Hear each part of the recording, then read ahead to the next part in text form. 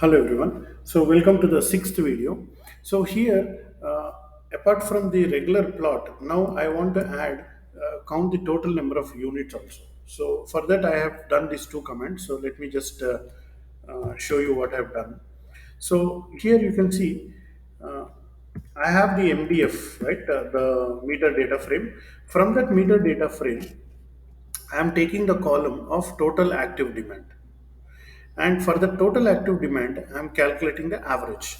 Then I will get the average kilowatt hour kilowatts per the day, and multiplying with 24 will convert it into the entire 24 hours, kilowatt hours. So finally the total units in kilowatt hours I can count and I can make it round. So if I simply say print these two values, kilowatt hour comma kilowatt hour units. So for the timing I will not show the plot.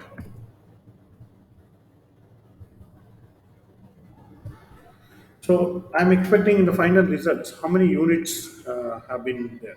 So here you can see 2349 and 3379. So 2349 is the actual kilowatt hours consumed, whereas 3379 is the apparent kilowatt hours consumed. And the billing is done on 3379. So unnecessarily you are paying more here.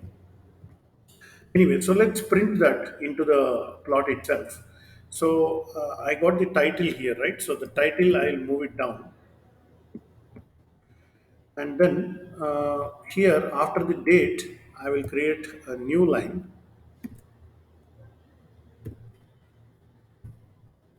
and then say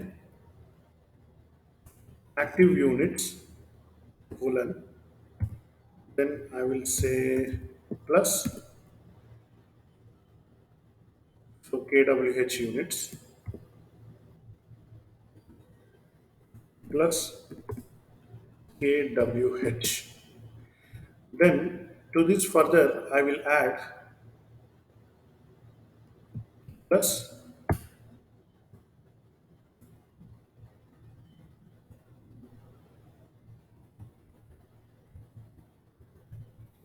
the apparent units. Okay, so this new line I don't want.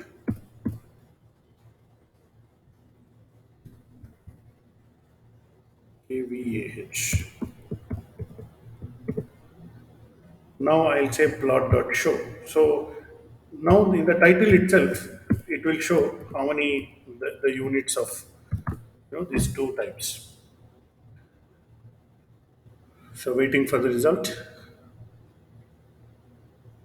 Can only concatenate. Okay, so I have to just convert this into string str, because that was an integer. Here also I have to convert to string str, and then like this. So let's execute it now.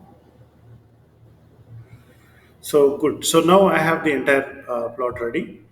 So demand curve of the campus, then active units I'm getting here, and apparent units also I'm getting here. So this is the comparison between active and apparent. So this is what I wanted to do in this playlist. So I think I will add more playlists later. So for the time being, I think I will conclude this playlist. If you have any doubts, if you have any questions, please feel free to ask me. So let's, for the fun, let's change the date. In fact, what if we have multiple dates? Okay, so here instead of date to plot, what if I say dates to plot? Okay, so and I'll make it into a list. So I want to plot 7.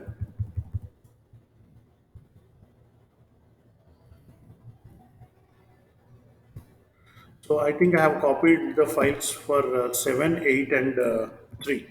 Okay, so 3 days. 3 is a, I'm sorry, 2. 2 is a holiday, whereas 7 and 8 are working days. Now I want 3 plots instead of 1 plot. So I need to run one more for loop somewhere. So I think here read CSV itself will be having an overall for loop. For date to plot in dates to plot. So this is for loop. Now this whole thing I have to tab. I have to indent one, except the plot dot show, I believe.